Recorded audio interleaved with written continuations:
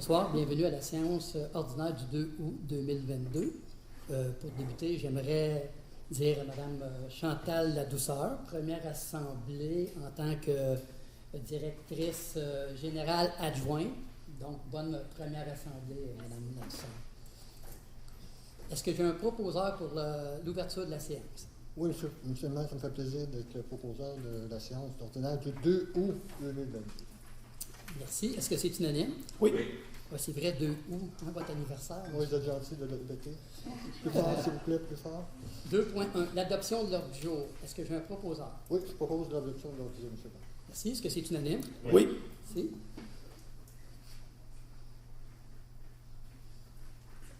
Donc, période de questions relativement à l'ordre du jour et ou pour toute autre question, donc c'est des questions qui vont être complètement ouvertes à la fin de l'Assemblée. S'il y en a qui ont des questions par rapport à l'ordre du jour, c'est le moment de les poser. Oui, monsieur. Oui, je voudrais poser la question $1 million, c'est-à-dire, compte tenu du changement d'option de la municipalité relativement au plateau 3, je voudrais savoir qu'est-ce qui vous a poussé à changer d'option aussi rapidement, de faire un virage à 180 degrés. Je sais que vous avez sûrement peur de regard citoyen, mais ce ne sont pas la seule raison qui vous a poussé à... Non. En fait, au lieu de dire qu'on a peur de regard citoyen, on pourrait dire qu'on est aussi à l'écoute de ce que les citoyens demandent, de ce qu'ils disent, et puis on n'est pas insensible à ça. Mais si vous me permettez, M. Barry, à la fin de l'Assemblée, je vais vraiment revenir plus à la période de questions à la fin. Là, je vais vraiment vous expliquer toute la démarche, comment elle s'est faite. Est-ce que ça fait votre affaire? D'accord. Parfait, merci. S'il n'y a pas d'autres questions pour l'ordre du jour, on va passer au suivant. Donc, le 4.1, l'adoption des procès-verbaux de la séance ordinaire du 5 juillet 2022. Monsieur Thorne. Oui, donc, proposer d'adopter le procès-verbal de la séance ordinaire du 5 juillet 2022 tel que rédigé. Donc, j'en fais la proposition. Merci. Est-ce que c'est unanime? Oui. 4.2, dépôt de procès-verbaux des comités municipaux du mois de juillet 2022. Monsieur Trudel. Donc, il est proposé que les membres du conseil municipal prennent acte des recommandations, avis et rapports contenus au procès-verbal suivant, celui du comité consultatif d'urbanisme, le CCU, de la séance ordinaire tenue le 21 juillet 2022. Donc, j'en fais la proposition. Merci. Est-ce que c'est unanime? Oui. C'est administration. 5.1, dépôt de la liste des comptes à payer du mois de juillet 2022 et approbation du journal des déboursés du mois de juillet 2022. Madame Arquetto. Il est proposé d'autoriser le paiement des comptes du fonds d'administration au montant de 1 575 586,62 $. Les dépenses inscrites au journal des déboursés au montant de 1 797 728,77 $, incluant les dépenses autorisées en vertu du règlement numéro 02-2018 qui sont approuvées. Donc, j'en fais la proposition. Merci. Est-ce que c'est unanime? Oui. Merci. 5.2, entente portant sur 1. Des projets de développement de certains secteurs situés sur le long de l'autoroute 640. Sur 2, le règlement du dossier de contestation de l'indemnité d'expropriation pour d'autres lots également situés le long de l'autoroute 640. Et de 3, d'autres obligations accessoires. Donc, M. Trudel, je vous laisse la parole.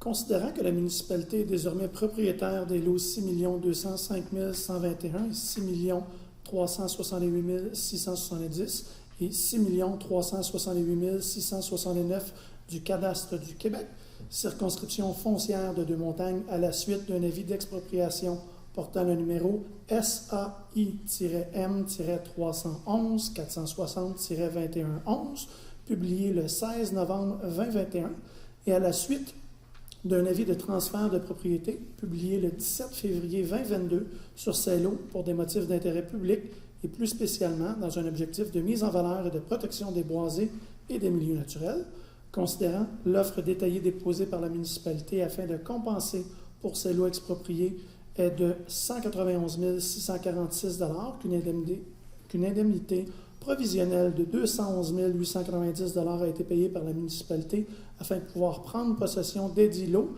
et que l'indemnité réclamée par l'exproprié est quant à elle de 2 040 000 $, considérant que Groupe Héritage Inc., le promoteur, a présenté à la municipalité les propositions de développement domiciliaire dans le secteur du plateau 1, correspondant au lot 4 430 270, le plateau 3, correspondant au lot 6 204 990 à 6 205 029, et 6 368 662 à 6 368 668 et secteur La Violette correspondant au lot 4 412 520 et 4 412 521, lesquels développements ne sont pas conformes au règlement de zonage numéro 4-91 de la municipalité de Saint-Joseph-du-Lac, le règlement de zonage, considérant qu'afin de parvenir à la présente entente, le promoteur renonce au développement du secteur Plateau 3 au profit d'une augmentation de la densité d'occupation des secteurs Plateau 1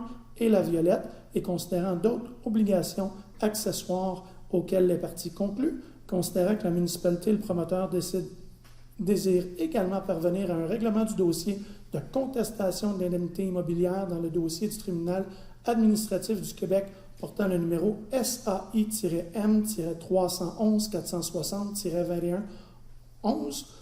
Il est proposé d'autoriser la conclusion d'une entente entre la municipalité de Saint-Joseph-du-Lac et groupe L'Héritage Inc., jointe à la présente et portant sur 1. Des projets de développement de certains secteurs situés le long de l'autoroute 640, sur 2. Le règlement du dossier de contestation de l'indemnité d'expropriation pour d'autres lots, également situés le long de l'autoroute 640, et 3. D'autres obligations accessoires. Donc, Monsieur le maire, j'en fais la proposition.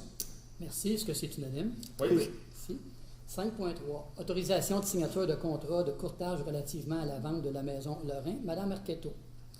Considérant que le conseil municipal a l'intention de vendre la maison Lorrain assise au 959 chemin principal à Saint-Joseph-du-Lac, considérant la résolution numéro 073-03-2022 relativement au mandat de courtage pour la vente de la maison Lorrain assise au 959 chemin principal à Saint-Joseph-du-Lac, à Mme Christine Tremblay, de l'agence Remax Cristal. Il est proposé d'autoriser la maire, M. Benoît Proulx, et le directeur général, M. Stéphane Giguère, ou la directrice générale adjointe, Mme Chantal Ladouceur, à signer le contrat de courtage pour la vente de la maison Lorrain, CISO 959, chemin principal à Saint-Joseph-du-Lac. J'en fais la proposition. Merci. Est-ce que c'est unanime? Oui. Merci. Signature de 2 lettres d'entente avec le syndicat SCFP, section locale 3709. Donc, attendez un petit peu. C'est moi. C'est monsieur Dussault. Donc, il s'agit d'autoriser le maire, M. Benoît Proulx, et le directeur général, M. Stéphane Giguère, à signer les lettres d'entente numéro 1 et numéro 2 avec le syndicat SCFP, section locale 3709. Donc, à savoir le remplacement de la fonction de technicien en documentation par responsable de la bibliothèque et le renoncement à l'obligation comme condition de maintien à son emploi, que M. David Michaud agisse à titre de pompier à temps partiel pour la municipalité. Alors, je vous en fais la proposition. Merci. Est-ce que c'est unanime? Oui. Merci. 5.5. Remplacement du serveur de vidéosurveillance. Monsieur Thorne. Oui. Considérant que le serveur de caméra de vidéosurveillance a cessé de fonctionner malgré les tentatives de remise en route par l'entrepreneur spécialisé, considérant que le serveur de vidéosurveillance avait atteint plus de 9 ans d'âge. Donc, il est proposé de mandater l'entreprise Securzone aux fins de procéder au remplacement, de la configuration et de la mise en route d'un nouveau serveur de vidéosurveillance de marque Datacam Premium de 40 TB pour une somme de 18 467 $ plus les taxes applicables. Alors, j'en fais la proposition. Merci. Est-ce que c'est unanime? Oui. C'est acquisition de nouveaux postes de travail informatique. Madame Arquetto. Considérant le besoin d'acquérir divers postes informatiques pour la municipalité, il est proposé de faire l'acquisition de divers postes informatiques de la compagnie Mon Technicien pour une somme d'au plus 7 838,60 $, plus les taxes applicables. J'en fais la proposition. Merci. Est-ce que c'est unanime? Oui. C'est transport. Donc, 6.1. Entente, entre autres, formalités découlant de l'appel d'offres pour l'octroi d'un contrat de fourniture de luminaires de rue au DEL au service connexe pour le bénéfice de la municipalité. Monsieur Thorne.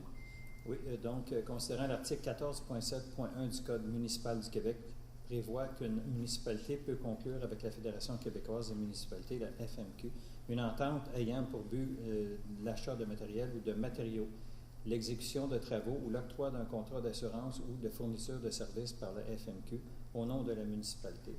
Considérant que pour bénéficier des termes et conditions du contrat de la municipalité de Saint-Joseph-du-Lac doit conclure une entente avec la FMQ, considérant que la municipalité de Saint-Joseph-du-Lac souhaite bénéficier des termes et conditions du contrat intervenu entre la FMQ et Énergère. FQM. Fédération québécoise. FQM. Oh, excusez-moi. Donc, considérant que la FQM accepte de signer une entente avec la municipalité de Saint-Joseph-du-Lac pour que cette dernière puisse adhérer au contrat. Donc, il est proposé que la municipalité de Saint-Joseph-du-Lac participe à l'appel d'offres lancé par la FQM et bénéficie des termes et conditions découlant du contrat de la fourniture des luminaires de rue au DEL à cette fin et y adhère. Donc, j'en fais la proposition. Est-ce que vous voulez rajouter aussi que l'implication financière estimée? Oui, tout à fait, excusez. Également que l'implication financière estimée relative au projet de remplacement du réseau d'éclairage de la municipalité par un éclairage au DEL est de 175 747 $. Donc, j'en fais la proposition. Merci. Et ce qui est intéressant, c'est que tout ça, on va rentrer dans notre argent dans les 5 premières années. Oui, exactement. Donc, vous en faites la proposition. Est-ce que c'est unanime? Oui. Merci. 6.2, ajout de 2 climatiseurs au centre Sainte-Marie. Monsieur Aubertin. Oui, alors, il est proposé d'autoriser l'achat de 2 unités de climatisation au montant de 7 550 $ plus les taxes applicables de la compagnie Laltec, ainsi que leur installation. Alors, j'en fais la proposition, M. le maire. Merci. Est-ce que c'est unanime? Oui. 6.3, installation de 3 caméras pour la surveillance de la station de pompage de la digue. Monsieur Trudel. Considérant le positionnement isolé de la station de pompage de la digue et sa vulnérabilité face aux actes de vandalisme, considérant l'aspect névralgique de la station de pompage, considérant le besoin de suivi visuel de la station lors d'épisodes de pompage des crues printanières, il est proposé d'autoriser l'octroi d'un contrat au coût de 17 658 $ plus les taxes applicables à la compagnie Sécurizone afin de mettre en place un réseau de 3 caméras analytiques et d'un haut-parleur pour détecter les intrusions au site de pompage. Donc, j'en fais la proposition, M. le maire. Merci. Est-ce que c'est unanime? Oui. Merci. 6.4, nettoyage des rives du cours d'eau des Sables. Monsieur Trudel, encore une fois. Donc, considérant le manque d'accès le long du cours d'eau Sable pour effectuer son entretien préventif et considérant la nécessité d'améliorer la fluidité de l'écoulement du cours d'eau Sable, il est proposé d'autoriser l'octroi d'un contrat au coût de 14 500 $ plus les taxes applicables à la compagnie Coupe Forester Inc. afin d'effectuer le défrichage, la coupe d'arbres et le déchiquetage des restes ligneux dans l'emprise du cours d'eau Sable à partir du parc Florence jusqu'à la rue du même nom. Donc, j'en fais la proposition. Merci. Est-ce que c'est unanime? Oui. Juste pour le bénéfice des gens, là, il y avait des citoyens qui étaient ici dernièrement, là, de la rue Joseph et de la rue Florence, qui avaient été victimes d'inondations lors des pluies torrentielles. On leur avait dit qu'on était pour poser certains gestes. Ça, c'en est un, puis il va en avoir aussi un autre tantôt. 6.5, réaménagement des clôtures pour le sentier Vaillancourt. Madame Arquetteau. Considérant l'importance de sécuriser le sentier Vaillancourt et considérant la nécessité de canaliser les piétons à l'intérieur des limites du sentier et considérant les prix reçus à la suite de la période de soumission comme suit, clôture sécure pour 6 890 $ plus taxes et clôture prestige qui n'a pas soumissionné. Il est proposé d'autoriser l'octroi d'un contrat au coût de 6 890 $ plus les taxes applicables à la compagnie Clôture Sécure pour la fourniture et l'installation des clôtures. J'en fais la proposition. Merci. Est-ce que c'est unanime? Oui. Merci. 6.6, revitalisation du chemin principal entre la montée du village et la rue Brassard. Monsieur Thorne. Oui. Considérant l'état de détérioration avancée de la chaussée et des trottoirs du secteur concerné, considérant l'achalandage élevé d'utilisateurs de la route ainsi que des piétons dans ce secteur, considérant le besoin de mise aux normes de ce secteur pour des personnes à mobilité réduite, considérant le prix reçu à la suite de la période de soumission comme suit, c'est-à-dire BSA Groupe Conseil 23 600 $ plus taxes et Groupe Citivas qui malheureusement n'a pas soumissionné, aucune soumission déposée. Donc, il est proposé d'autoriser l'octroi d'un mandat au montant de 23 600 $ plus les taxes applicables à la firme BSA Groupe Conseil afin de réaliser l'arpentage du secteur, la conception du projet de revitalisation ainsi que la surveillance lors des travaux. Donc, j'en fais la proposition. Merci. Est-ce que c'est unanime? Oui. Merci. 6.7, arpentage du secteur des rues Florence, Joseph et du cours d'eau des Sables. Ça, c'est justement le deuxième point que je disais tantôt. Monsieur Dussault.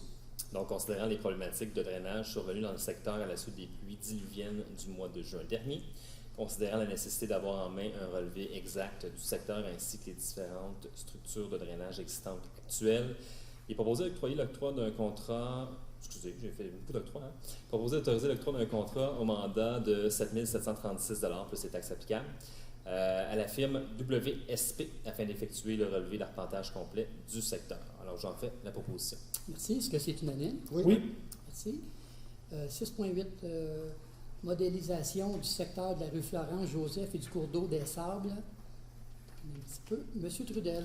Considérant les problématiques de drainage survenues dans le secteur à la suite des pluies diluviennes du mois de juin dernier, considérant la réalisation d'un relevé d'arpentage du secteur concerné, considérant la nécessité de bien comprendre la logique de drainage du secteur, considérant la nécessité de trouver des solutions de drainage du secteur viables à court, moyen et long terme, considérant le besoin de recréer par modélisation les précipitations reçues lors du mois de juin dernier, il est proposé d'autoriser l'octroi d'un mandat au coût de 23 000 $ plus les taxes applicables à la firme CIMA Plus afin d'effectuer la modélisation complète du secteur et d'effectuer l'analyse des effets sur le système de drainage des pluies diluviennes reçues durant le mois de juin dernier. Donc, j'en fais la proposition.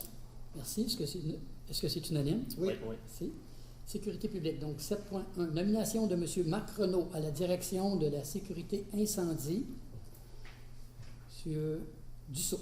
Oui, donc considérant la vaste expérience de M. Renaud, d'une part dans le domaine des incendies depuis près de 26 ans, mais également à titre de gestionnaire expérimenté dans une entreprise importante, considérant que M. Renaud agit à titre de pompier au sein de la municipalité depuis 2014 ainsi qu'à titre de lieutenant depuis 4 ans, il est proposé donc de procéder à la nomination de M. Marc Renaud à la direction du service des incendies. M. Renaud, si vous voulez vous lever, s'il vous plaît. Félicitations.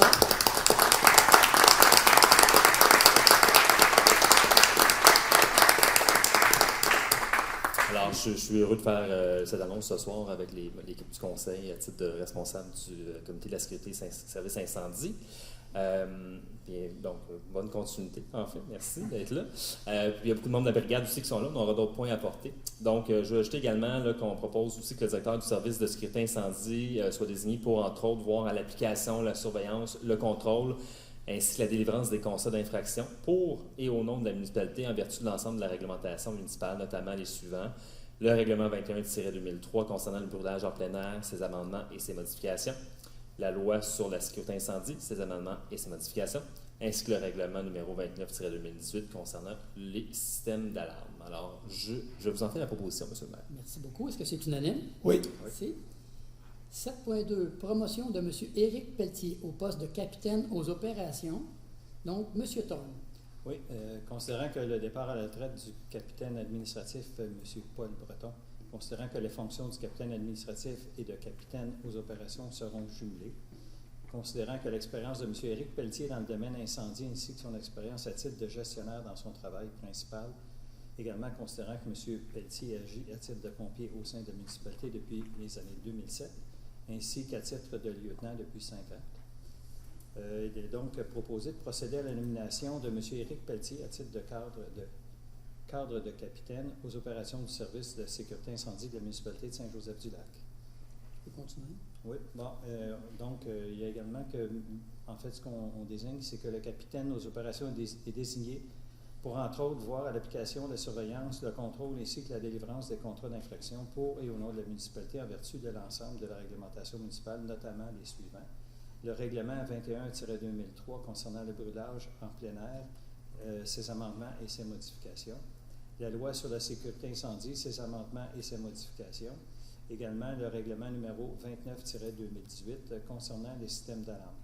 Alors, je propose, il est donc proposé de procéder à la nomination de M. Éric Pelletier à titre de cadre capitaine aux opérations du service de sécurité incendie de la municipalité de Saint-Joseph-du-Lac. M. Pelletier, félicitations.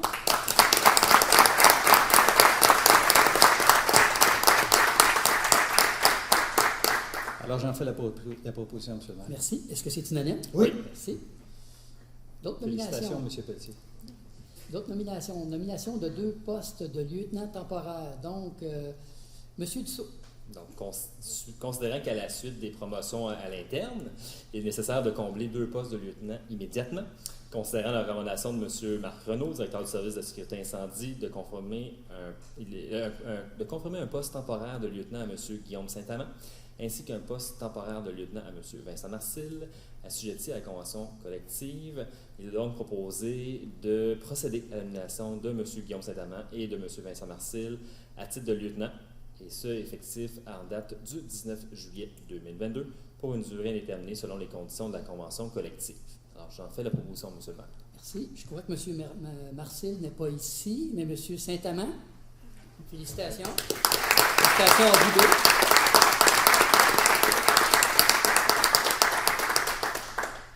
« 7.4. Embauche de... » Ah oui, donc tu en avais fait la proposition. Oui, je vous le propose, monsieur le maire. Merci, monsieur. Est-ce que c'est unanime? Oui. Merci. Oui. Merci de me ramener à l'ordre. 7.4. Embauche de pompiers recrues. Donc, monsieur Dussault. Considérant la nécessité de combler des postes de pompiers recrues, suivant la nomination de pompiers à des grades supérieurs, considérant la tenue d'un récent processus de sélection qui a conduit à la constitution d'une banque de candidats, considérant que parmi la banque de candidats, les postulants soient M. François Saint-Amand et M. Jean-François Chartrand-Daou, détiennent les compétences et les aptitudes pour occuper la fonction de pompier au sein de la brigade des incendies de la municipalité. Considérant l'embauche il y a un an de M. William Lamoureux, à titre de préposé aux travaux publics à temps complet, considérant l'article 11.11 de la Convention collective SCFP, à l'effet qu'une personne salariée à temps complet du groupe d'École Bleue doit accepter comme condition d'embauche et de maintien de son emploi d'agir comme pompier à temps partiel à l'intérieur de la brigade des pompiers à temps partiel de la municipalité. Il a donc proposé de procéder à l'embauche de M. William Lamoureux, François Saint-Amand, François Chartrand-Daou et Bruno Frazzi à titre de pompier recru selon les conditions de la Convention collective. Alors, je vous en fais la proposition. Je vais tout de suite dire, est-ce que c'est unanime? Oui. Merci. Je crois qu'on a avec nous M. Saint-Amand et William Lamoureux. Félicitations.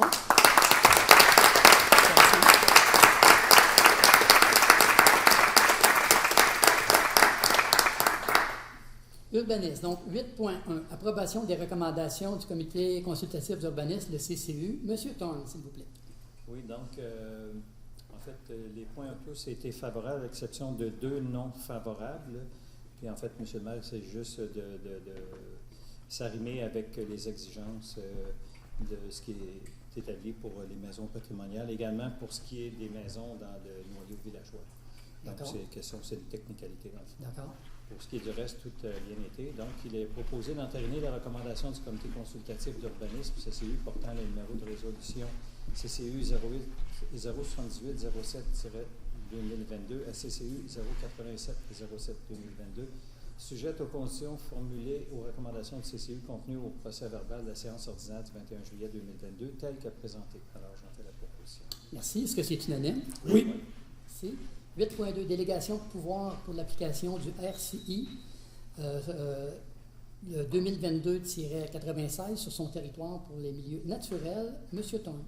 Oui, il a proposé que la municipalité de Saint-Joseph-du-Lac consente à ce que ses fonctionnaires officiers responsables de la délivrance des permis agissent à titre d'inspecteur métropolitain local, tel que prévu par l'article 5.3 du règlement de contrôle intérimaire de la communauté et exercent les pouvoirs et devoirs énumérés à l'article 5.7 de ce même règlement. Alors, j'en fais la proposition. Merci. Est-ce que c'est unanime? Oui. Merci. 8.3. Mandat professionnel pour la préparation, l'animation, la rédaction d'un rapport synthèse pour une consultation publique dans le cadre d'un changement de zonage sur le territoire de la municipalité de Saint-Joseph-du-Lac. Madame Arquetteau. Il est proposé que la municipalité de Saint-Joseph-du-Lac mandate l'Institut du Nouveau Monde afin de préparer, animer et rédiger un rapport synthèse pour la consultation publique dans le cadre d'un changement de zonage en lien avec le règlement numéro 21-2022 pour un montant de 15 347 $ plus les taxes applicables. J'en fais la proposition, M. le maire. Merci. Est-ce que c'est unanime? Oui.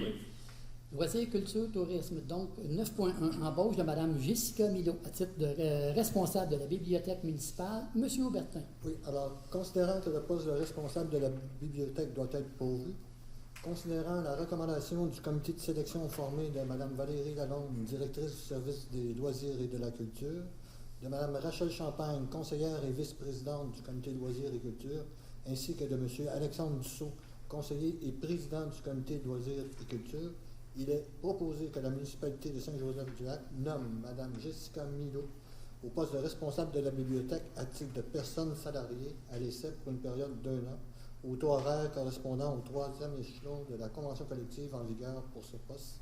J'en fais la proposition, M. le maire. Il reste un autre petit peu. Oh, pardon, oui, excusez, je l'avais pas vu. Il est également résolu, de nommer Mme Jessica Milo, technicienne en documentation, comme responsable de la bibliothèque auprès du réseau Biblio.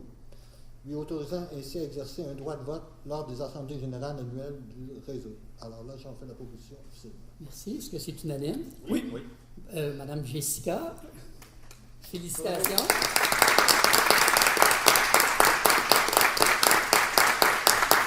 Très content de vous avoir avec nous.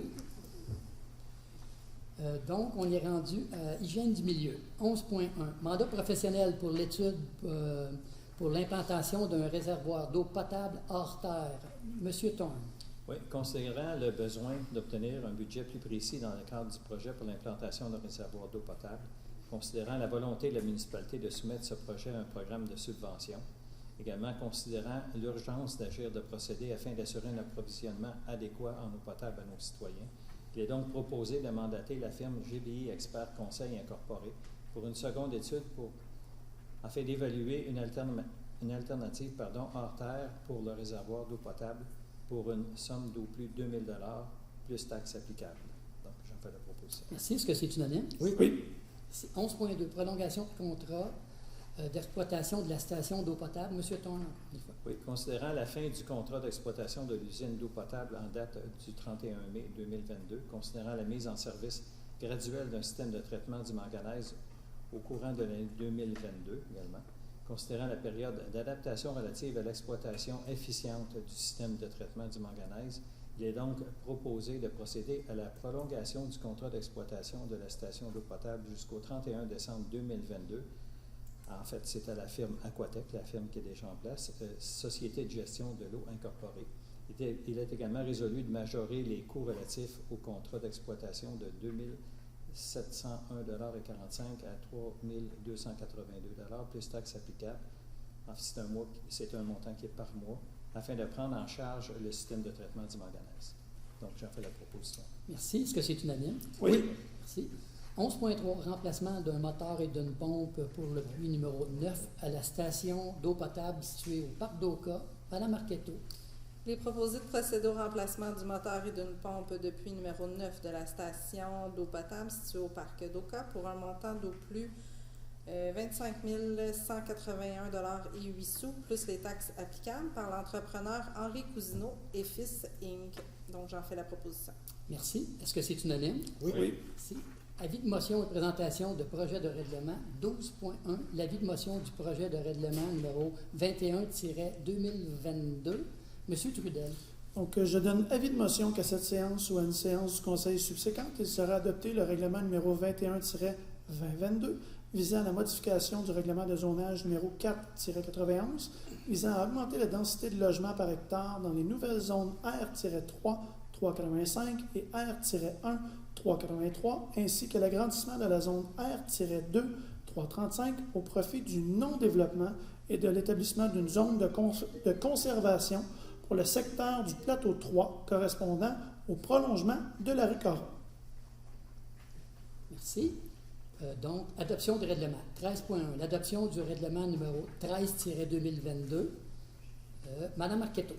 Il est proposé que la municipalité de Saint-Joseph-du-Lac adopte le règlement numéro 13-2022 visant la modification du règlement de zonage numéro 4-91 afin de préciser les usages spécifiquement permis dans la zone C1 376. J'en fais la proposition. Merci. Est-ce que c'est unanime? Oui. 13.2. Adoption du règlement numéro 17-2022. Monsieur Aubertin. Oui, alors il est proposé que la municipalité de Saint-Joseph-du-Lac adopte le règlement numéro 17-2022 établissant les règles d'éthique et de déontologie applicables aux élus municipaux et déterminant les mécanismes d'application ainsi que le contrôle de ces règles. J'en fais la proposition. Merci. Est-ce que c'est unanime? Oui. 13.3. Adoption du règlement numéro 18-2022. Monsieur Aubertin. Oui, alors il est proposé que la municipalité de Saint-Joseph-du-Lac adopte le règlement numéro 18-2022 établissant les règles d'éthique et de déontologie applicables aux employés municipaux et déterminant les mécanismes d'application ainsi que les contrôles de ces règles. J'en fais la proposition seulement. Merci. Est-ce que c'est unanime? Oui. 13.4. L'adoption du projet de règlement numéro 21-2022. Monsieur Trudel. Donc, il est proposé que la municipalité de Saint-Joseph-du-Lac adopte le projet de règlement numéro 21-2022 visant à la modification du règlement de zonage numéro 4-91 visant à augmenter la densité par hectare dans les nouvelles zones R-3, 385 et R-1-383, ainsi que l'agrandissement de la zone R-2-335, le tout au profit du non-développement et l'établissement d'une zone de conservation pour le secteur du plateau 3 correspondant au prolongement de la rue Coron. Donc, j'en fais la proposition. Merci. Est-ce que c'est unanime? Oui. Nous sommes rendus à la correspondance. Est-ce qu'il y a de la correspondance, Mme Absalom? Aucune correspondance. Bon. Donc, nous sommes rendus à la période de questions. Oui, M. Faneuf. Oui, bonjour. Bonjour. Alors, je voulais savoir, la carte, on ne voit rien. Est-ce que vous pouvez nous expliquer les zones sur la carte? Là, on ne voit absolument rien. Si quelqu'un peut nous l'expliquer, ça serait apprécié, s'il vous plaît. Ouais, là, je ne la vois pas devant moi. Les zones. Non, c'est parce qu'on parle attendez, le règlement. R3, 385, R1, 383. Oui, c'est ça. Il y a beaucoup de zones comme ça. Ce sont des zones contiguës au projet du plateau 3 et ce sont des zones contiguës au projet de l'autre côté de l'autoroute qui est le projet Terre-la-Violette. Donc, ce sont tous des zones contiguës à ces deux projets-là. Alors, si je comprends bien. Puis le plateau 1. Si je comprends bien, dites-moi si je me trompe, il y a une partie, l'autre côté de l'autoroute, vers les étangs d'épuration. Exactement. On va avoir un nouveau développement là à haute densité. En fait, il y avait déjà un projet de développement qui s'en venait là. Okay. Et là, on a revu la densité dans l'entente avec le promoteur. Et le plateau 1, lui aussi, la densité va monter. Exactement. Est-ce qu'on peut nous le monter, le plateau 1? On sait à peu près c'est où, là? Le plateau 1, c'est celui qui est complètement à côté de l'entrée de l'autoroute. En arrière de la caisse populaire. Non, pas en arrière de la caisse populaire. C'est celui, là, présentement, il y a une affiche GBD, le gaz. Oui, OK. En bas de la caisse populaire. Exactement. Oui. Correct.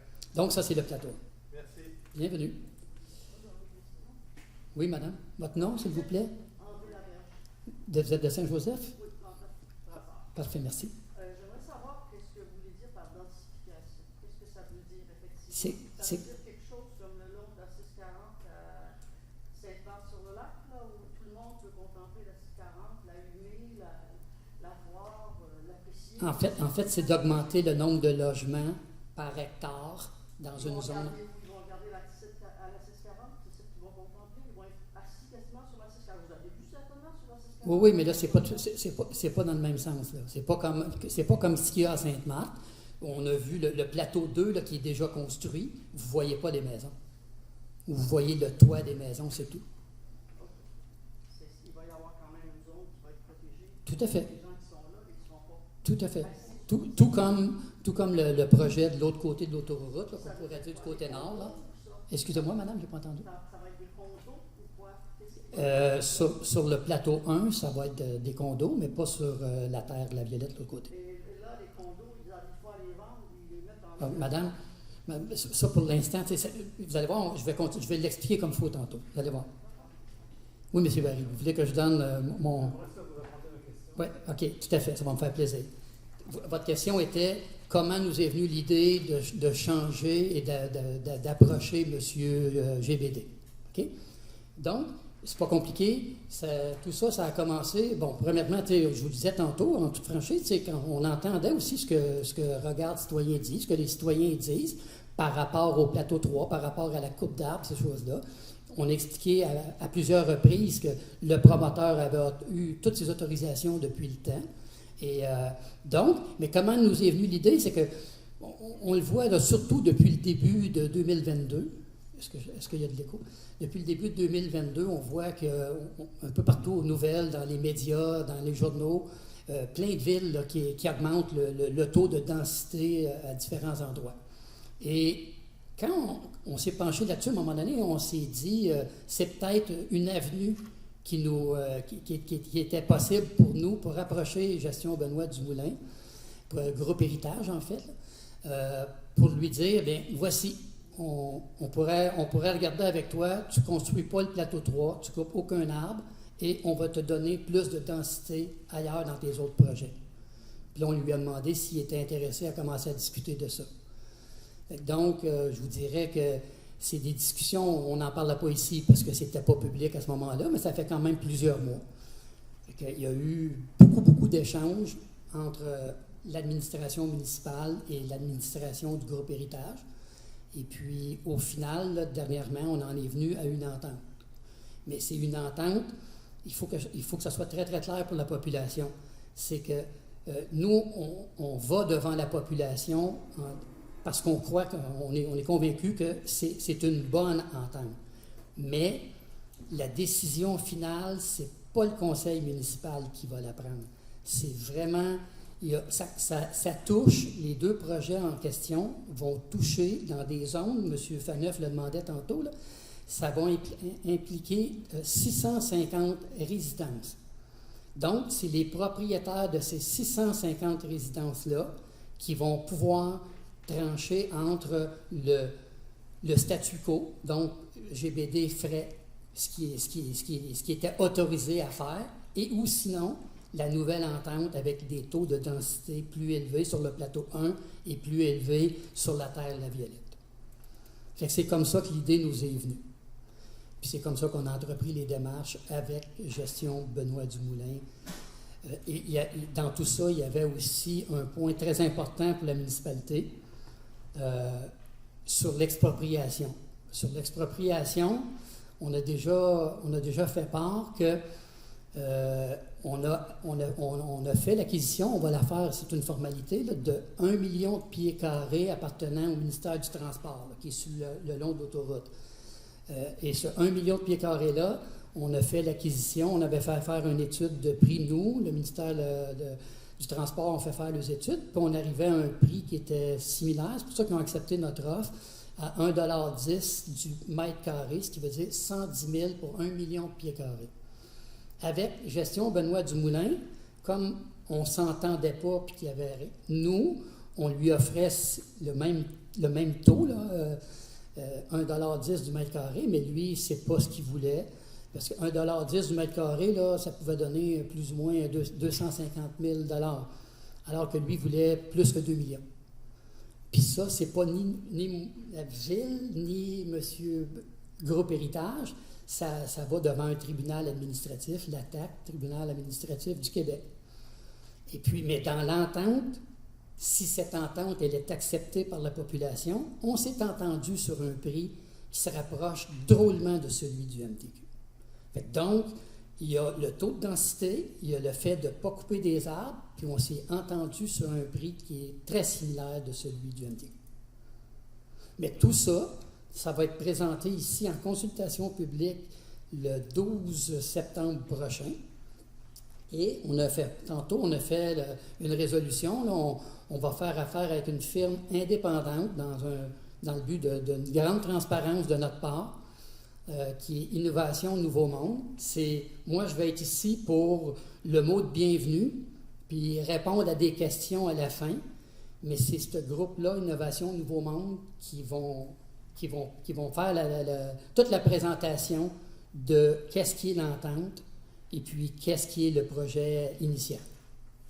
Donc, le risque de glissement de terrain sur le plateau 3 et sur le plateau 1 n'a pas été pris en considération dans la décision? Ça, il y a eu des études. Les études démontraient qu'il n'y avait pas de risque de glissement de sol. Parce que, je l'ai déjà dit aussi, que ce soit Benoît Dumoulin, Groupe Héritage, ou d'autres promoteurs, en 2010, je crois, le ministère du Transport a revu tous les risques, les endroits à risque à mouvement de sol. Et sur la terre que Benoît Dumoulin a fait l'acquisition, là, peut-être que ce n'est pas 2010, là, c'est autour de ça, de 2010 à 2014, mettons. Et donc, il a perdu des endroits, des terrains auxquels il ne pouvait pas bâtir pour ne pas s'approcher trop de l'endroit risque à mouvement de sol. Donc ça n'a pas changé, que ça soit sur le plateau 1 ou que ça soit sur le plateau 3. Puis sur le plateau 1, il ne se rapproche pas davantage à cause qu'il y aurait plus de densité. Là. Il ne se rapproche pas davantage sur... Il ne pourrait pas, nous non plus, il n'aurait pas le droit de s'approcher davantage. Si on regarde la carte du ministère québécois pour les mouvements de sol, on se rend compte que votre nouvelle zone du plateau 1 exclut la zone qui est à risque de glissement de terrain. Oui, c'est parce qu'il y a une zone qui va nous être cédée à la ville. Il y a une zone. Vous allez conserver uniquement pour le développement celle qui est la moins à risque de mouvement de sol. Exactement. Exactement. Et tout ce qui est à l'arrière de ça, c'est dans l'entente également. Il va y avoir dans la rue pour les logements, il va y avoir une continuité pour que nos citoyens puissent aller se stationner. Puis tout ce qui est la balance du plateau 1 va faire partie de l'acquisition qu'on fait avec Gestion Benoît Dumoulin. Puis, donc, ça veut aussi dire qu'on parlait de faire l'acquisition de 2 millions de pieds carrés. Tantôt, je vous disais 1 million MTQ, 2 millions de Benoît Dumoulin, groupe Héritage. Mais s'il ne construit pas, ce n'est pas 2 millions, c'est 2 500 000 pieds carrés. Donc, au total, on serait propriétaire, la ville ensemble au complet, là, de 3 500 000 pieds carrés de boisés. Oui, madame. Moi, ce qui me préoccupe dans ça, c'est que est-ce qu'il pourrait, à un moment donné, la ville encore revenir sur la décision, ce terrain-là soit revendu pour... Écoutez, c'est une bonne question. Moi, je ne peux pas savoir ce qui se passerait dans 10 ans ou 15 ans avec les futurs conseils municipaux légalement. Est-ce qu'ils pourraient renverser ça? J'en doute parce que on va aussi avoir on pourra bénéficier d'une subvention de la CMM pour la trame bleue et verte. Donc, ils vont nous subventionner autour de 60% l'acquisition du boisé. Et ça va être une condition que ce boisé-là reste à la population. Vous me comprenez? Fait que, tu sais, je ne sais pas ce qui peut se passer, Mme Rocha, là, dans 15 ans, mais selon moi, là, c'est ad vitam aeternam. Il n'y a plus moyen de revenir là-dessus. Puis pour X raisons, si un conseil municipal dans 15 ans essayait de dézoner ça ou quoi que ce soit, je serais le premier à revenir ici et dire c'est ça. Hein?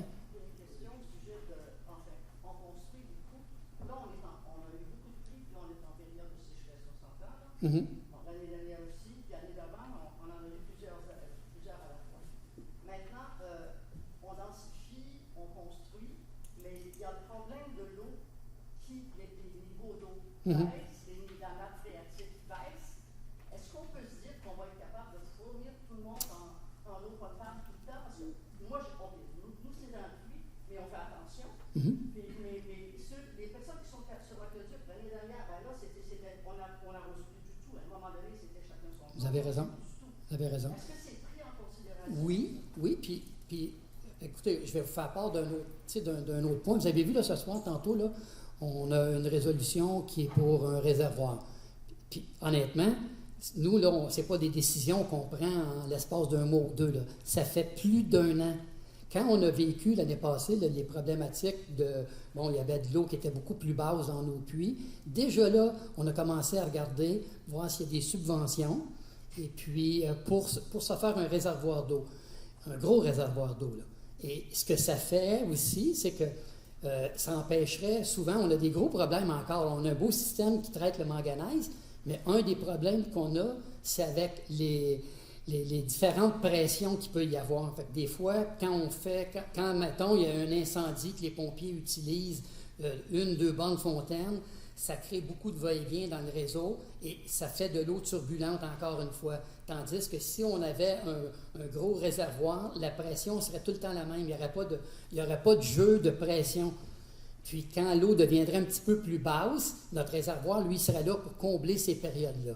Fait que oui, ça a été pris en considération. Il y en a 9, puis notre réservoir, lui, se remplirait de nuit. Fait que le gros réservoir, lui, serait tout le temps rempli au fur et à mesure. Oui, exactement, madame. Exactement. Oui, M. Faneuf. Pouvez-vous me dire, pour répondre continuer ce que madame demande, la capacité de pompage de notre usine, c'est quoi en mètres cubes jour? Oh, M. Faneuf, mais tu es obligé de vous revenir là-dessus. Là. Je n'ai pas ce chiffre-là. Là. Tu sais, M. Giguère, il était ici, là.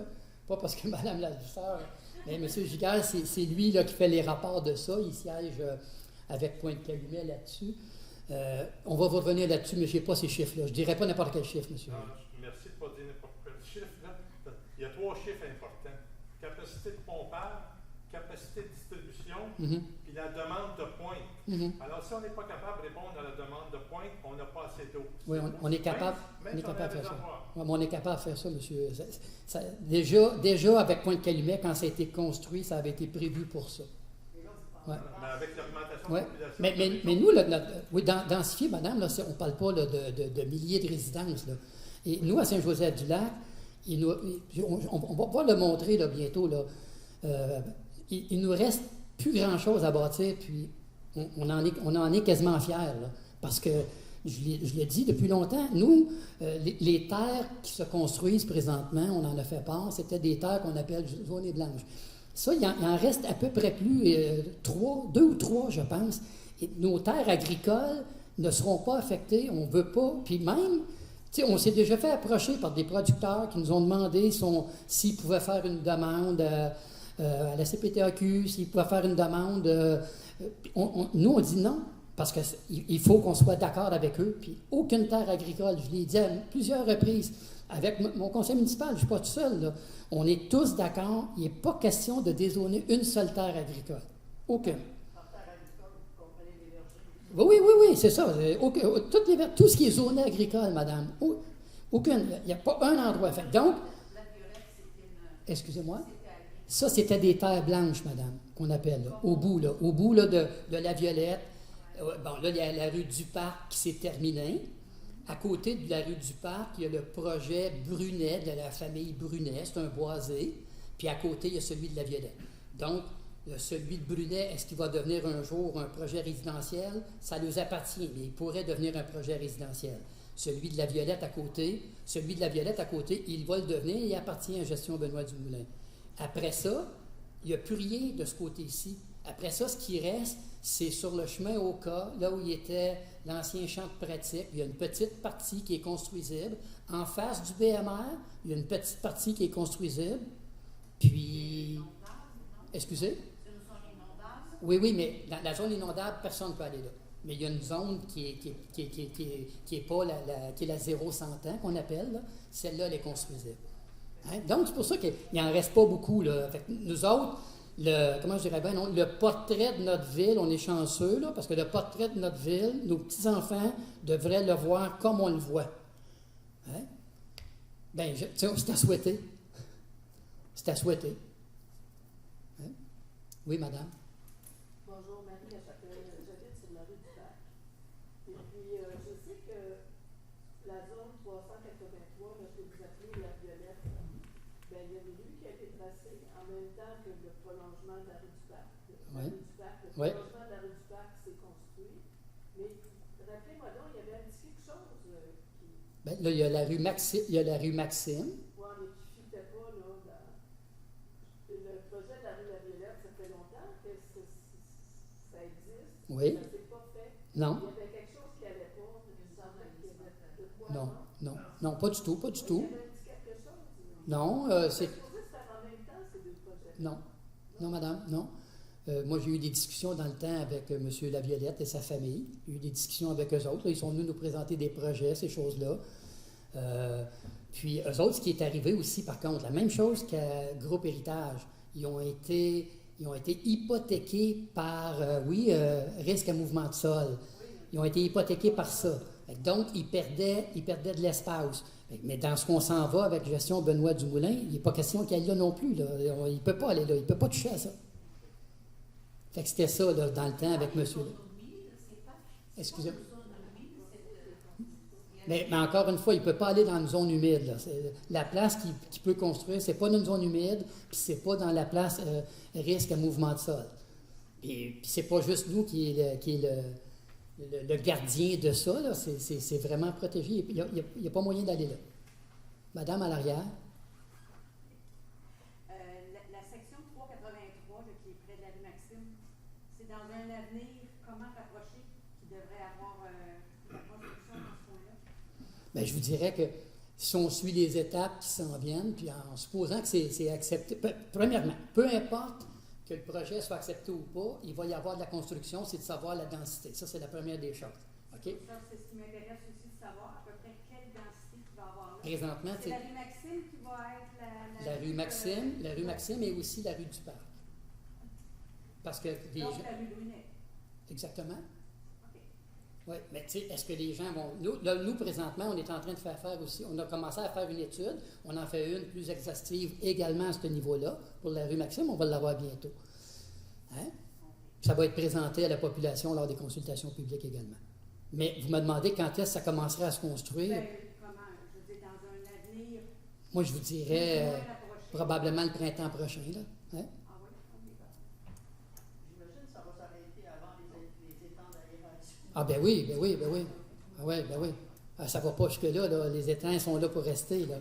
On ne peut pas s'approcher trop de ça non plus. Là. Il y a quelle distance vous établit pour le droit de construire? Oui, mais quand vous allez venir aux consultations publiques, on voit vraiment l'espace qui est attribué à ça. C'est ceux qui vont venir, ils vont tous voir ça. Là, j'ai le nombre il reste quand même une bonne distance pour se rendre aux étangs aérés, parce qu'ils ne peuvent pas s'en aller proche de ça, puis ça ne nous appartient pas. Ça n'appartient pas à Terre-la-Violette, là. Il ne peut pas s'approcher de ça. Ça appartient à Il y a premièrement, les étangs aérés sont à Sainte-Marthe. Ils sont à Sainte-Marthe. Fait que rendu là, ouais. À partir des étangs aérés. Là où sont les étangs aérés, ça appartient à Sainte-Marthe. Oui. Ouais. Madame en arrière. Oui, bien en fait, j'avais juste une Votre nom, s'il vous plaît? Erika Savard. De quelle rue? Michel. OK. Je voulais juste savoir, dans l'étude que vous avez faite par rapport à ce projet-là, est-ce que dans ce qui va être présenté, il y a une étude au niveau du trafic pour sortir C'est ça que je veux de dire. cet Oui, étang-là? oui, tout à fait. Je voulais juste confirmer. Tout à fait. Oui, madame. Oui, c'était juste pour une petite question additionnelle. Je sais que ça va faire l'objet de La consultation. de la consultation, mais autant tantôt vous parliez que j'avais apprécié, tout le monde apprécie de conserver le boisé, mais parce que j'en regardais sur la carte tantôt, il y a quand même beaucoup de boisé dans les rues Maxime. Ouais. Est-ce qu'on a l'assurance que la partie, parce qu'il y a quand même de la place pour construire, on peut comprendre, mais est-ce que le boisé a le même souci aussi qu'il ne va pas être délaissé? OK, votre question elle est très pertinente. Premièrement, le changement de zonage qu'on s'apprête à faire sur la terre La Violette ne s'appliquera pas à la future projet de Brunet. Parce que Brunet et rue du Parc, les arbres sont de beaucoup plus d'importance que ce qu'on trouve sur le bord de l'autoroute. Sur le bord de l'autoroute, c'est beaucoup plus de friches puis ces choses-là. Je ne dirais pas qu'il n'y a pas aucun arbre d'importance, mais c'est pas... Donc, si la population acceptait de choisir le projet de densité, là, puis l'entente tel que prévu, mais le projet à côté, qui est celui de Brunet, lui, il ne pourrait pas bénéficier de ça parce qu'il y a des arbres trop d'importance. Ce serait le même genre de terrain, même dimension de terrain que la rue du Parc. Vous n'avez aucune idée pour l'instant combien de logements se construisent dans une et l'autre zone? Ah oui, on sait tout ça. On sait tout ça. Non, on va dire ça en consultation publique, M. Barry. On va dire ça en consultation publique. Ou Mme Clécy. Pas trop. Mais entre le moment de la consultation publique et le moment de règlement final, vous escomptez combien de temps? Mais en fait, c'est toutes des étapes qui sont prévues par la loi. Il faut que je le dise. Là, on n'a pas le contrôle là-dessus. On est obligé de respecter ces... Donc, la consultation publique, dans les 9 ou 10 jours suivants, les gens qui voudraient s'objecter à un des règlements ou à tous les règlements pourraient venir à la ville puis signer un document, dire à quel règlement ils s'y objectent. Puis après ça, il y a d'autres étapes à rencontrer. Pour rejoindre la majorité, le maximum de personnes qui puissent émettre leur opinion ou écouter, en tout cas faire partie de la consultation, est-ce que vous allez émettre vous avez fait ça pour l'école, je me souviens, vous avez envoyé un pamphlet à toutes les écoles. Ça aussi, je suis content que vous me posiez la question parce que je n'y aurais pas pensé de le dire, mais on a exigé auprès de nos employés là, que chacune des 650 maisons reçoive une enveloppe timbrée à leur nom. Il n'y a pas personne qui va pouvoir nous dire « j'étais pas au courant, j'ai manqué la consultation » ou quoi que ce soit. Fait que je dis 650, là, le chiffre n'est peut-être pas exact, là, 630, 650, mais tout le monde va... On s'apprête à envoyer un petit flyer, excusez l'anglicisme, donc un petit pamphlet auquel une grande partie des points vont être inscrits dessus ça. Hein? Ça fait plaisir. Puis, excusez, reprendre. Puis, l'Institut Nouveau Monde, je le dis, là, vous ferez des vérifications, mais c'est sûr qu'eux autres, au départ, ils nous ont déjà fait part. Moi, je suis au courant. Puis, comme je disais tantôt, là, dans un but de transparence, puis tout ça, moi, autant que possible, le conseil municipal, oui, on était d'accord avec l'entente de GBD, mais nous, on n'est pas là pour la mettre d'un dent à qui que ce soit, pour la faire. Fait que c'est vraiment les citoyens de ces zones-là qui vont avoir à trancher. C'est vraiment eux, au final. Oui, madame. Excusez, peut-être que je comprends pas bien, mais pas vite. Mais la rue du Parc a été prolongée. Moi, je reste sur la rue du Parc. Ça, c'est il y a 5 ans que ça a été prolongé. On a souffert le martyre, là. L'année où est-ce qu'on fait la rue, là, on passait par-dessus le ruisseau, je vous dis, là, ça a été tellement pénible, ça n'a pas de bon sens.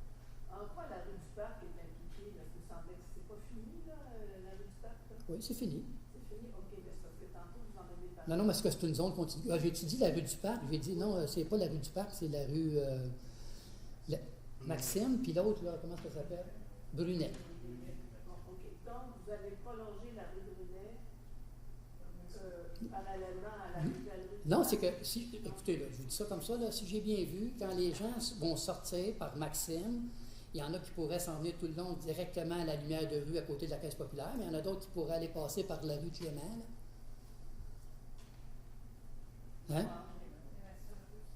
Mais la rue, c'est vraiment Maxime, celle qui est en face. La rue Brunet, vous ne la prolongez pas? Non, la rue Brunet, on y touche pas. Non. J'avais peur parce que... Non, la rue Brunet, on y touche pas. Ce boisé-là appartient toujours au Tout à fait, tout à fait. C'est un boisé merveilleux. Oui, oui. Ben, c'est pour ça que je disais tantôt, le boisé Brunet n'obtiendra pas la densification qu'on autorise à côté de l'autoroute. Puis ça, c'est dans nos règlements. OK, merci. Madame Godin. Oui, allez-y, Madame Godin. Je voulais juste vous mentionner qu'avec la rue Brunet, la rue Maxime qui va aller vers le nouveau quartier, la nouvelle section, les gens vont passer par la rue Brunet. Il y en a peut-être, oui. Si je me fie au trafic qu'on a eu les 2 derniers mois avec les semi-trailers qui ont sorti des bouts des étangs aérés, on a eu du trafic quasiment 24 heures sur 24 à faire chez nos maisons, sans arrêt, là, à tous les jours. Je sais qu'il y en a eu beaucoup, là. Oui. Donc, la lumière au point, c'est déjà un problème de sortir de la rue La Violette pour aller prendre la 640.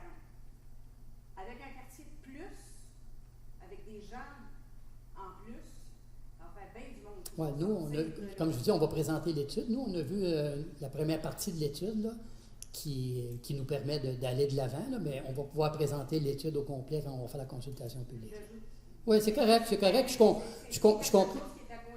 Oui, tout à fait. Déjà sorti du quartier, ouais. Quand les maisons sont. Il n'y a pas tant que ça dans ce petit quartier-là. Ouais. Vous savez, on a de la misère à tourner à gauche. Mais vous savez, dans un monde parfait, mais ça ne se passe pas tout le temps de même. Mais la rue du Parc, ça aurait commencé au départ par la nouvelle section au bout, puis ça serait envenu au fur et à mesure, mais ça ne se passe pas de même. Hein? Fait que.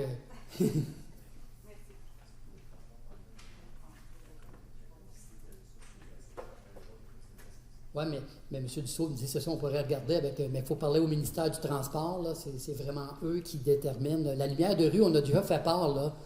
On avait demandé à ce qu'il y ait qu'on puisse tourner à gauche à un moment donné avec un clignotant. Et on n'a pas voulu le mettre. On pourrait refaire une demande à un moment donné, mais ça, on n'a pas le contrôle là-dessus. Ils ne sont pas faciles à convaincre, le ministère du Transport. Ouais, non, mais. C'est ça, mais ils ne sont pas faciles à. Est-ce qu'il y a d'autres questions, M. Barry? Oui, compte tenu que la municipalité voulait toujours développer le plateau 3 jusqu'à